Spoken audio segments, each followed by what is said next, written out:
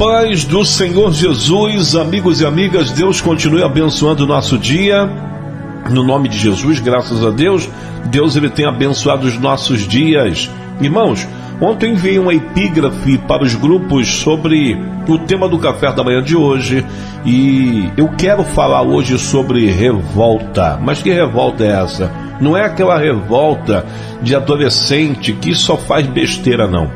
A revolta de um servo de Deus consciente. E quando um servo de Deus se revolta, ele não se revolta contra pessoas, ele se revolta contra a situação. E quando ele se revolta na direção de Deus, Deus se movimenta em favor dele e tudo dá certo. Presta atenção, irmãos. O que tem acontecido com nós que somos cristãos é que nós temos o hábito de deixar as coisas muito frouxas, né? Deixar as coisas, a corda muito frouxa, ao invés de puxarmos a corda e resolvermos algumas questões.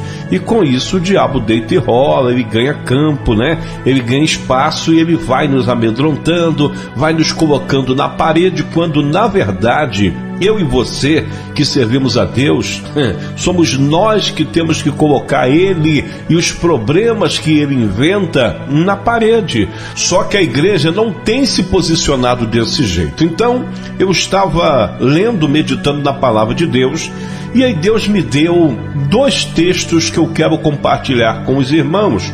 O primeiro está em Romanos, capítulo de número 12, verso de número 1, que o apóstolo Paulo, ele envia essa mensagem, essa carta, né, para os cristãos que se encontram em Roma, os judeus, né, que se converteram ao cristianismo em Roma, para que eles sejam revoltados no sentido de não aceitar a mesmice do mundo ou o que o mundo tem feito, não está tentando fazer, tem feito com a igreja. Olha o que Paulo diz: rogo vós, pois, irmãos, pela compaixão de Deus. Está vendo? Paulo de fato está implorando para a igreja aqui, ó. Rogo vós, pois, irmãos, pela compaixão de Deus, que apresenteis os vossos corpos em sacrifício vivo, santo e agradável a Deus, que é o vosso culto racional. Então, Paulo está implorando a igreja para ter consciência naquilo que está fazendo. Não é fazer de qualquer maneira, não é pegar sua intuição e achar que é Deus e mudar tudo dentro de uma congregação. Não é assim. Você tem que pedir confirmação a Deus, sinal a Deus. Senhor, eu posso mudar isso, eu posso fazer assim. Senhor, como é que o Senhor deseja? Isso aqui é para a liderança, né? Como é que o Senhor deseja que este local que nós separamos para o Senhor habitar, como é que o Senhor deseja que esteja esse local? É isso que Paulo está dizendo. Eu rogo vocês, irmãos, pela compaixão de Deus, que apresente os vossos corpos em sacrifício vivo, santo e agradável a Deus, que é o vosso culto racional. Ou seja, faça tudo raciocinando. Ornamentação da igreja, raciocinando. Um culto, quando você sente a presença de Deus, raciocine, não fique fazendo aquilo que traz escândalo para a igreja. Eu acho que todos estão compreendendo o que a palavra está dizendo, né? Mas Paulo continua orientando. Olha o que diz aqui, olha o verso de número 2. Paulo escreve assim: e não sede conformado com este mundo. Presta atenção. E não sede conformado com este mundo, mas sedes transformado pela renovação do vosso entendimento, para que experimenteis qual seja a boa e agradável e perfeita vontade de Deus. Ou seja, se você não raciocinar com a palavra, se você não pensar de acordo com a palavra de Deus, se você, cometer loucuras na presença de Deus, você nunca vai experimentar qual é que seja, né, a boa, a agradável e a perfeita vontade de Deus. Por quê? Porque você não para perguntar, você não para raciocinar, você simplesmente vai fazendo de forma que você acha que é Deus que está te usando, quando na verdade não é Deus, é a sua emoção, é a sua intuição, ou até mesmo espíritos malignos que aproveita muito de pessoas assim inconscientes para estar usando. Aí é onde entram os escândalos, como eu tenho compartilhado aí alguns vídeos né, que são filmados dentro de congregações ou líderes dentro de congregações falando coisas que não é bíblica e praticando coisas dentro dos cultos que também não é bíblico. Então Paulo está orientando, está rogando, né, dizendo que nós devemos apresentar o nosso corpo em sacrifício vivo, santo e agradável a Deus, com o nosso culto racional, para que nós possamos compreender qual é de fato a boa e agradável, perfeita vontade de Deus. O que tem acontecido é que nós não perguntamos mais, só estamos fazendo. Aí muitas das vezes tem muita coisa dentro de congregações que não foi Deus que orientou, não foi Deus que pediu, não foi Deus que mandou, foram os próprios homens que fizeram. E são essas coisas que está aí trazendo escândalo para dentro da obra de Deus. Aí olha o que Paulo diz no verso 3. Porque pela graça que me é dada, digo a cada um dentre vós, que não pense de si mesmo além do que convém. Antes pense com moderação, conforme a medida da fé que Deus repartiu para cada um. Esse verso ele tem alguns significados, mas eu quero seguir no mesmo contexto que Paulo está falando acima. Quando Paulo diz assim, porque pela graça que me é dada, digo a cada um dentre vós que não pense de si mesmo além do que convém, é porque tem gente que está achando que não é, tem gente que está pensando que não é para pensar. E outra coisa, tem gente que acha que não tem chamado, tem gente que acha que não tem condições, tem gente que acha que deve viver do jeito que nasceu, porque é assim mesmo, ou azar, ou sorte, ou morte. Então esse verso tem vários significados, e um deles é esse mesmo. Pessoas estão se conformando com algo que nem Deus se conforma. Tem gente aceitando coisas que o próprio Deus não aceita. Tá entendendo? Então Paulo está orientando, porque pela graça que me é dada, digo a cada um dentre vós, não pense de si mesmo além do que convém. Antes pense com moderação, conforme a medida da fé que Deus repartiu para cada um. Ou seja, a fé que Deus repartiu para mim e para você é para que nós mesmos não venhamos nos conformar com tudo que o mundo tem nos apresentado. A fé que Deus colocou em nós é para nós mudarmos a nossa circunstância, mudar a nossa vida, mudar o ambiente à nossa volta. Mas basta sermos racionais, basta sermos conscientes, coerentes com tudo aquilo que nós estamos fazendo. Por isso que eu criei ontem a epígrafe, né, direcionada por Deus sobre a revolta, uma revolta santa. Nós não devemos nos conformar com tudo que estão fazendo dentro das congregações. Nós não podemos nos conformar com tudo que está acontecendo na nossa vida. Tem gente que já era para estar lá na frente e ainda está aqui atrás. Tem gente que já era para estar avançando, alcançando, vencendo, prosperando e continua parado. Por quê? Porque pensa de si mesmo aquilo que não é para pensar. Isso aí não é para mim, não dá, eu não vou conseguir. Se você mesmo se derrota, como é que Deus vai conseguir te levantar? Se você mesmo não acredita em você, quem é que vai acreditar? Tá entendendo?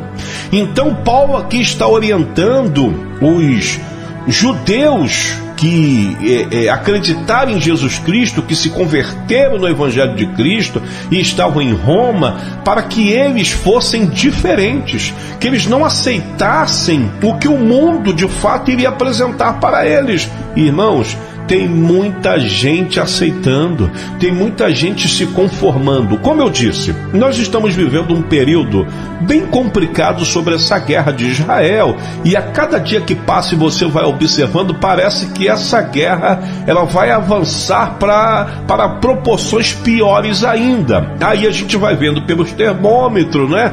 Parece que tem alguma coisa apocalíptica aí, não parece? Só que não é porque o mundo tem me apresentado isso que eu vou parar, sabe? Parar de trabalhar, parar de estudar, parar de conquistar, parar de vencer, parar de namorar, parar de se divertir. Nós não podemos parar, nós não devemos nos conformar com esta situação. Eu disse para os irmãos que eu estava baseado em 2 textos. Gideão, ali em Juízes capítulo de número 6, a partir do verso 11, Gideão, ele estava vivendo uma situação onde ele habitava muito difícil, que não tinha para onde correr. Todos aqueles que tinham condições de fazer alguma coisa se entregaram. Só Gideão estava de pé. Olha o que diz o verso 11 de Juízes capítulo 6. Diz assim: Então o anjo do Senhor veio e assentou-se debaixo do carvalho que está em Ofra, que pertencia a Joás, o abezrita, e Gideão, seu filho, estava malhando trigo no lagar para o salvar dos medianitas. Então, Gideão estava dando jeito dele para poder preparar alguma coisa, salvar alguma coisa dos inimigos. Olha o verso 12. Então o anjo do Senhor lhe apareceu e lhe disse: O Senhor é contigo, homem valoroso. Presta atenção, irmãos. O cenário que Gideão estava vivendo era como se fosse o cenário de hoje. Vamos supor que você esteja lá em Israel ou na faixa de Gaza, e você recebe um anjo do Senhor dizendo isso para você: o Senhor é contigo, homem valoroso. Qual seria a sua visão? A mesma visão de Gideão. Olha o que diz o verso 13. Mas Gideão lhe respondeu: Ai, Senhor meu, se o Senhor é conosco, por que tudo isto nos sobreveio? E que é feito de todas as maravilhas que os nossos pais nos contaram, dizendo: Não nos fez o Senhor subir do Egito? Porém agora o Senhor nos desamparou e nos deu nas mãos dos medianitas. Então Gideão aproveitou essa oportunidade e logo falou com Deus: Senhor, se de fato o Senhor fosse conosco, será que nós iríamos ou estaríamos passando pelo que nós estamos passando? Porque o que eu estou vendo aqui, o cenário, mostra que o Senhor não é conosco. E ele ainda fala assim para Deus através do anjo, Ele fala ali para o anjo, e o anjo certamente é um representante de Deus. Ele diz assim: vou dizer mais para o Senhor, os nossos pais contaram tantas maravilhas que o Senhor fez, mas eu não estou vendo nada acontecer na minha vida. Está vendo a revolta santa de um homem que tinha condições de se revoltar, mas no momento certo? Olha o que diz o verso 14. Então o Senhor olhou para ele e disse: vai nesta tua força e livrarás a Israel das mãos dos medianitas. Porventura não te enviei eu? Deus fez uma pergunta. Olha o que diz o verso 15. E ele lhe disse: ai, Senhor meu, com que livrarei a Israel? Eis que a minha família é a mais pobre em Manassés, e eu o menor na casa de meu pai. Então Gideão, com muita sabedoria, ele falou: Senhor, se de fato o Senhor é comigo, como é que eu vou livrar Israel? Não tenho nada, e mais, a minha família é mais pobre e eu também sou o menor da casa do meu pai. Eu não tenho condições de estar mudando nada. Olha o que diz o verso 16. E o Senhor lhe disse: porquanto hei de ser contigo, tu ferirás os medianitas como se fosse um só homem.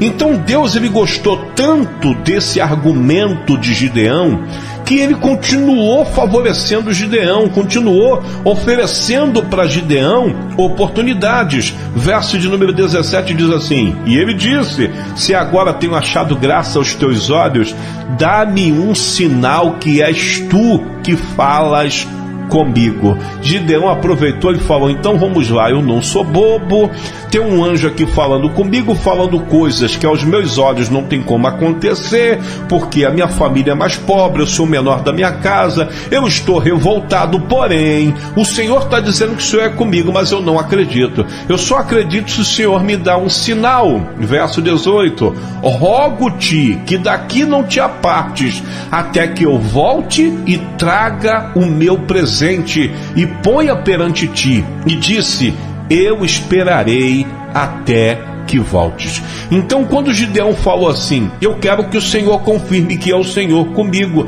porque do contrário eu não vou acreditar. Eu vou lá em casa pegar um presente para o Senhor, e quando eu voltar eu quero encontrar o Senhor aqui. Então Deus, usando aquele anjo, disse para ele: eu vou esperar aqui até que você volte. Verso 19: entrou Gideão e preparou um cabrito e pães asmo, de um efa de farinha, carne, e pôs num cesto e um caldo pôs numa panela, e trouxe-lhe até debaixo do carvalho e lhe ofereceu, porque o anjo do Senhor aguardou o retorno de Gideão, né? Verso 20: porém o anjo de Deus lhe disse: toma a carne e os pães asmos e põe-nos sobre esta penha e derrama-lhe o caldo. E assim fez. E o anjo do Senhor estendeu a ponta do cajado que estava na sua mão e tocou a carne e os pães asmos. Então subiu fogo da penha e consumiu a carne e os pães asmos. E o anjo do Senhor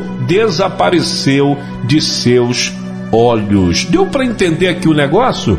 Gideão só acreditou quando Deus de fato sinalizou para ele. Ele disse: se o Senhor é comigo, como é que eu estou passando por isso? Se o Senhor é comigo, por que eu estou passando por essa situação? Então, irmãos, nós temos que saber a nossa posição diante de Deus. Nós temos que saber quem nós somos para Deus e até a que ponto nós podemos chegar, ou até onde nós podemos chegar com Deus. Tem muita gente, como eu disse, que já era para estar avançando, já era para estar crescendo, já era para estar conquistando, mas continua parado porque não tem se revoltado no momento certo, ou não tem se revoltado com questões, com situações que de fato é para se revoltar. Nós estamos aceitando demais, nós estamos recuando demais, e quando numa guerra alguém recua, o inimigo avança. Tá dando para você entender? Então Paulo ele está falando para os judeus: não se conforme com a situação deste mundo, mude este mundo através da fé que vocês têm. É o que Paulo está falando para os judeus que se converteram no cristianismo. E aqui o próprio Gideão está nos ensinando que da mesma forma, dependendo daquilo que você está passando, você deve se revoltar contra essa situação, falando diretamente com Deus: Senhor, se o Senhor é comigo, olha, eu preciso ver mudança aqui. Se o Senhor é comigo, eu preciso ver o teu manifestar na minha vida, porque eu não estou vendo nada. Pelo contrário, Senhor, para onde eu olho, eu só vejo dor, eu só vejo sofrimento, eu só vejo impossibilidade de conquistar as coisas. Me dá um sinal que o Senhor é comigo. Eu te faço uma pergunta: Gideão se revoltou e pediu um sinal. Deus deu um sinal? Certamente deu. Nós lemos aqui que Deus deu um sinal. Vou dizer agora, vou fazer mais uma pergunta para você. E Deus, ele faz acepção de pessoas? Certamente não. Então por que você tem aceitado essa situação? Então por que você tem ficado nessa posição que não é agradável para você e nem para os céus? Como eu disse, uma palhinha que dei ontem para o café da manhã de hoje, presta atenção no que eu vou dizer. Se você aceitar essa situação, Deus não vai fazer nada. Se você não reclamar, se você não se levantar, Deus não vai fazer nada. Enquanto você não se posicionar como servo de Deus, nada na sua vida vai mudar, tá bom? Então se revolte no sentido santo contra essa situação e mude de vida. O próprio Deus falou para Gideão: Gideão, não é outra pessoa que vai mudar de vida não, é você que vai mudar. Gideão, não é outra pessoa que vai vencer os midianitas não, é você que vai vencer os midianitas, porque eu estou mandando e eu estou contigo. Aí eu te faço mais uma pergunta: se Gideão ficasse parado, não fizesse nada, será que Deus iria se manifestar para ele? Certamente não. Sabe por que Deus se manifestou para Gideão? Veja aí o verso 1, preste atenção, o verso 11, né? De Juízes, capítulo de número 6, diz assim: então o anjo do Senhor veio e assentou-se debaixo do carvalho que está em Ofra, que pertencia a Joás, né? E os Bigerita, né? E Gideão, seu filho, e estava malhando o trigo no lagar para o salvar dos medianitas. Ou seja, Gideão, mesmo com a situação difícil, ele não estava parado, ele estava guerreando no sentido de tentar salvar alguma coisa dos medianitas. Por isso que Deus, vendo a posição dele de guerreiro, de tentar fazer alguma coisa, Deus se manifestou na vida de Gideão. Tá bom? Esse é o nosso café da manhã de hoje. Se Deus assim permitir, amanhã voltaremos com mais um café espiritual. Deus abençoe a todos, em nome do Senhor Jesus.